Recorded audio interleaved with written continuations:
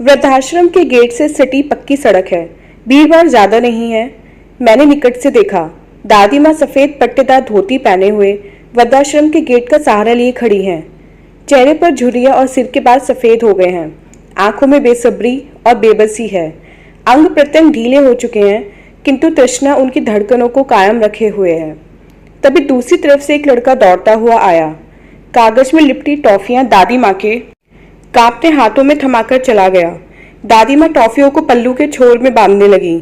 जैसे कोई auto rickshaw पास से गुजरता, दादी माँ उत्साह से गेट के सहारे कमर सीधी करने की चेष्टा करती। उसके जाते ही पहले की तरह हो जाती। मैंने ऑटो रिक्शा गेट के सामने रोक दिया। दादी माँ के चेहरे से खुशी झलक पड़ी। वे गेट से हाथ हटाकर लाठी टेकती हुई आगे बढ़ चली और माथा चूमने लगी। अब वे तृप्त थीं। मैं इस अनोखे मिलन को देखता रहा। बच्चों की स्कूल से छुट्टी होती और मैं ऑटो रिक्शा लिए इसी मार्ग से ही निकलता। दादी माँ इन अमूल्य पलों को खोना नहीं चाहती। उनकी खुशी मेरी खुशी से कहीं अधिक थी और यही मुझे संतुष्टि दे जाती। दादी माँ मुझे देखे बिना पूछ बैठी, तूने कभी अपना नाम नहीं बताया। मेरा नाम रमेश है दादी माँ, मैंने कहा।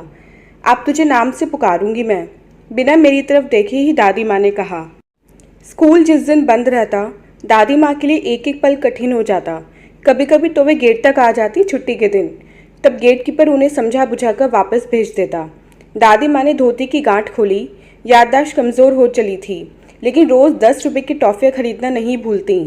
जब वे गेट के पास होती, पास की दुकान वाला टॉफ़ियाँ लड़के से भेज देता और तब तक मुझे रुकना पड़ता। आपस में बांट लेना बच्चों, आज कपड़े बहुत गंदे कर दिए हैं तुमने, घर जाकर धुलवा लेना। दादी माँ के पोपले मुंह से आवाज़ निकली और तरलता से आंखें भीग गईं। मैं मुस्कुराया। अब चलूँ दादी माँ, बच्चों को छोड़ना है। हाँ बेटा, शायद पिछले जन्म में कोई नेक काम किया होगा मैंने, तभी तो इतना ध्यान रखता है। कहते हुए दादी माँ ने मेरे सिर पर स्नेह से हाथ फेर दिया था। कौन सा पिछला जन्म दादी माँ, सब कुछ तो यही है, मैं मुस्कुराया। दादी माँ की आंखों में घुमड़ते आंसू कोरों तक आ गए। उन्होंने पल्लू से आंखें पोंछ डाली। रास्ते भर में सोचता रहा कि इन बेचारी के जीवन में कौन सा तूफान आया होगा जिसने इन्हें यहाँ ला दिया। एक दिन फुर्सत के पलों में मैं दादी माँ के हृदय को टटोलने की चेष्टा करने लगा। मैं था, दादी माँ थी और वृद्धाश्रम। दादी माँ मुझे लेकर लाठी के सहारे वृद्धाश्रम के अपने कमरे में प्रवेश कर गई। भीतर एक लकड़ी का तख्त था जिसमें मोटा सा गद्दा फैला था। ऊपर हल्के रंग की भूरी चादर और एक तह किया हुआ कंबल। दूसरी तरफ बक्से के ऊपर तांबे का लोटा और कुछ पुस्तकें। पोता पोती की क्षणिक नज़दीकी से तृप्त थी दादी माँ। सांसें तेज तेज चल रही थीं और वे गहरी सांसें छोड़े जा रही थीं। लाठी को एक ओर रखकर दादी माँ बिस्तर पर बैठ गई और मुझे भी वहीं बैठने का इशारा किया। देखते ही देखते वे अतीत की परछाइयों के साथ साथ चलने लगी। पीड़ा की धार से बह निकली और वे कहती चली गई, कभी मैं घर की बहू थी, माँ बनी, फिर दादी माँ। भरे पूरे संपन्न घर की महिला थी। पति के जाते ही सभी चुकने लगा। मान सम्मान और अतीत बहू घर में लाई, पढ़ी लिखी और अच्छे घर की। मुझे लगा जैसे जीवन में कोई सूखा पौधा पनप गया है। पास पड़ोसी बहू को देखने आते, मैं खुश होकर मिलाती। मैं कहती, चांदनी नाम है इसका, चांद सी बहू ढूंढ कर लाई हूँ बहन। फिर एकाएक परिस्थितियां बदली। सोया ज्वालामुखी फटने लगा। बेटा छोटी सी बात पर झिड़क देता, छाती फट सी जाती। मन में उद्वेग कभी घटता तो कभी बढ़ने लगता। खुद को टटोला तो कहीं खोट नहीं मिला अपने में।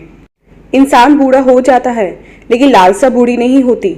घर के मुखिया की हैसियत से मैं चाहती थी कि सभी मेरी बातों पर अमल करें। यह किसी को मंजूर न हुआ, ना ही मैं अपना अधिकार छोड़ पा रही थी। सब विरोध करते तो लगता मेरी उपेक्षा की जा रही है। कभी कभी मुझे लगता कि इसकी जड़ चांदनी है, कोई और नहीं। एक दिन मुझे खुद पर क्रोध आया क्योंकि मैं बच्चों के बीच पड़ गई थी। रात्रि का दूसरा प्रहर बीत रहा था। हर्ष बरामदे में खड़ा चांदनी की राह देख रहा था। झुंझलाहट और बेचैनी से वह बार बार झल्ला रहा था। रात गहराई और घड़ी की सुइयां 11 के अंक को छूने लगी। तभी एक कार घर के सामने आकर रुकी। चांदनी जब बाहर निकली तब सांस में सांस आई। ओह, कितनी देर कर दी, मुझे तो टेंशन हो गई थी, हर्ष सिर झटकते हुए बोला था। चांदनी बता रही थी देर से आने का कारण, जिसे मैं समझ नहीं पाई थी। यह ठीक है, लेकिन फ़ोन कर देती, तुम्हारा फोन स्विच ऑफ आ रहा था। हर्ष फीके स्वर में बोला था। इतने लोगों के बीच कैसे फोन करती, अब आ गई हूं ना, कहकर चांदनी भीतर जाने लगी थी। मुझसे रहा नहीं गया। मैंने इतना ही कहा कि इतनी रात बाहर रहना भले घर की बहुओं को शोभा नहीं देता और ना ही मुझे पसंद है। देखते देखते तूफान खड़ा हो गया। चांदनी रूठकर अपने कमरे में चली गई। हर्ष भी उस पर बड़बड़ाता रहा और दोनों ने कुछ नहीं खाया। मुझे दुख हुआ। मुझे इस तरह चांदनी को नहीं डांटना चाहिए था, झिड़कने के बजाय समझाना चाहिए था। लेकिन बहू घर की इज्जत थी, उसे इस तरह सड़क पर नहीं आने देना चाहती थी। एक मुट्ठी भर उपलब्धि के लिए अपने दायित्व को भूलना क्या ठीक है? नारी को अपनी सुरक्षा और सम्मान के लिए हमेशा ही जूझना पड़ा है। हर्ष मेरे व्यवहार से कई दिनों तक उखड़ा उखड़ा सा रहा, लेकिन मैंने बेटे की परवाह नहीं की। हर्ष हर बात पर चांदनी का पक्ष लेता। माँ थी मैं उसकी। क्या कोई माँ अपने बच्चों का बुरा चाहेगी? कई बार मुझे लगता कि बेटा मेरे हाथ से निकला जा रहा है। मैं हर्ष को खोना नहीं चाहती थी, यह मेरी कमजोरी थी। मैं हर्ष को समझने की कोशिश करती तो वह अजीब से तर्क देने लग जाता। वह नहीं चाहता कि चांदनी घर में चूल्हा चौका करे। घर के लिए बाई रखना चाहता था वह, जो मुझे नापसंद था। मैं साफ सफाई पसंद थी, जबकि सभी अस्त व्यस्त रहने के आदी थे। मूर्ख ही थी मैं कि बच्चों के आगे जो जी में आता बक देती थी।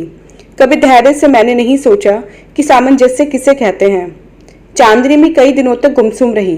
बहू बेटा मेरे विरोध में खड़े दिखाई देने लगे थे। एक दिन चांदनी खाना रखकर मेरे सामने बैठ गई। खाना उठाते ही मेरे मुंह से न चाहकर भी अनायास छूट गया। तुम्हारे मायके वालों ने कुछ सिखाया ही नहीं, भूखी मर जाती है खाना देखकर। चांदनी का मुंह उतर गया, लेकिन कुछ न बोली। आज सोचती हूँ कि मैंने क्यों बहू का दिल दुखाया हर बार, क्यों मेरे मुंह से ऐसे कड़वे बोल निकल जाते थे। अब उसका दंड भुगत रही हूँ। आज पश्चाताप में जल रही हूँ। बहुत पीड़ा होती है बेटा। दादी माँ रुआसी हो गई। जो हुआ सो हुआ दादी माँ, इंसान है सभी, कुछ गलतियाँ हो जाती हैं जीवन में। मैंने अपना नजरिया पेश किया। दादी आगे कहने लगी, हर्ष को भी न जाने क्या हुआ कि वह मुझसे दूर दूर होता रहा। न जाने मुझसे क्या चूक हो रही थी, वह मैं तब न समझ सकी थी। एक स्त्री होने की वेदना, उस पर वैधव्य, विकट परिस्थिति थी मेरे लिए। लगता था कि मैं दुनिया में अकेली हूँ और सभी से बहुत दूर हो चुकी हूँ। कुछ सालों बाद चांदनी की गोद भर गई। बड़ा संतोष हुआ कि शायद बची कुची जिंदगी में खुशी आई है। कुछ माह और बीते। चांदनी का समय क्लिनिकों में व्यतीत होता या फिर अपने कमरे में। चांदनी की छोटी बहन नीना आ गई थी। नीना सारा दिन कमरे में ही गुजार देती। देर तक सोना, देर रात तक बतियाते रहना। घर का काफी काम बाई के जिम्मे सौंप दिया गया था। एक दिन हर्ष ऑफिस से जल्दी आया और सीधे रसोई में जाकर डिनर बनाने लगा। इतने में नीना रसोई में आ गई। अरे अरे जीजू, यह क्या हो रहा है? मुझसे कह दिया होता। मुझसे रहा नहीं गया, सो बोल पड़ी कि इंसान में समझ हो तो बोलना जरूरी नहीं होता।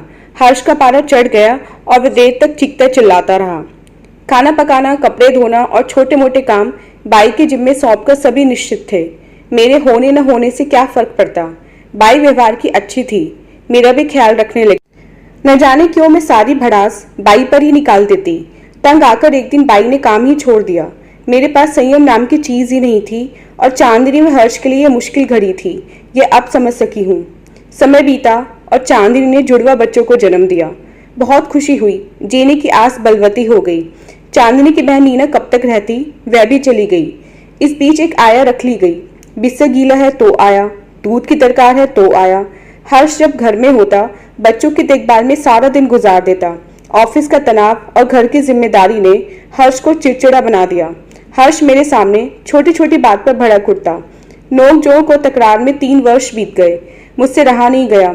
एक दिन मैंने बहू से कह ही दिया कि वे बच्चों को खुद संभाले। दूसरे पर निर्भर होना ठीक नहीं है।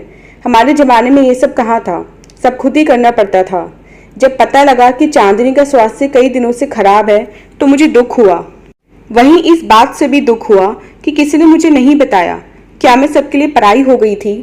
पराई होने का एहसास तब हुआ जब एक दिन हर्ष ने मुझे ऐसा आघात दिया जिसे सुनकर मैं तड़प गई थी। वह था वृद्धाश्रम में रहने का। उस दिन हर्ष मेरे पास आकर बैठ गया और बोला, माँ, तुम्हें यहाँ ना आराम है और ना ही मानसिक शांति।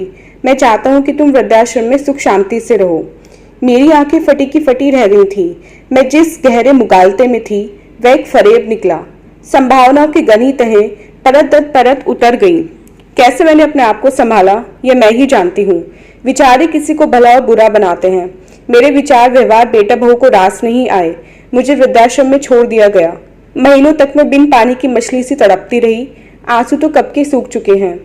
वृद्धाश्रम की महिलाएं मुझे समझती रहीं, कहती मौत त्याग कर भक्ति का सहारा ले लो, यही भवसागर पार कराएगा। यहाँ कुछ अपनों के सताए हुए हैं, कुछ अपने कर्मों से। मैंने तो अपने पैरों पर स्वयं कुल्हाड़ी मारी थी। बुजुर्गों को आदर अपने व्यवहार से मिलता है, जिसकी मैं हकदार नहीं थी।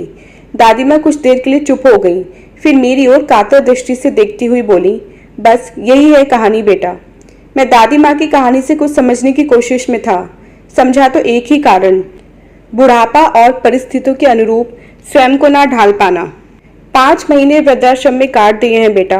बेटा बहू कभी कभार मिलने आ जाते हैं। मोह माया से कौन बच पाया है, न ऋषि मुनि न योगी। मैं भी एक इंसान हूँ, बेटे बहू की अपराधीन हूँ। बच्चों की जिंदगी में दखल देना बड़ी भूल थी, जिसका पश्चाताप कर रही हूँ। तभी कमरे की कुंडी किसी ने खड़खड़ाई। विचारों के साथ साथ बातों की श्रृंखला टूट गई। दादी माँ के खाने का वक्त हो गया है। मैं उठ खड़ा हुआ। दादी माँ का शाम का समय आपसी बातों में कट जाएगा, जबकि लंबी रात व्यर्थ के चिंतन और करवटें बदलने में। सुबह का समय व्यायाम को समर्पित है, तो दोपहर को बच्चों की प्रतीक्षा में। 3 दिन बीते, तब लगा कि दादी माँ से मिलना चाहिए।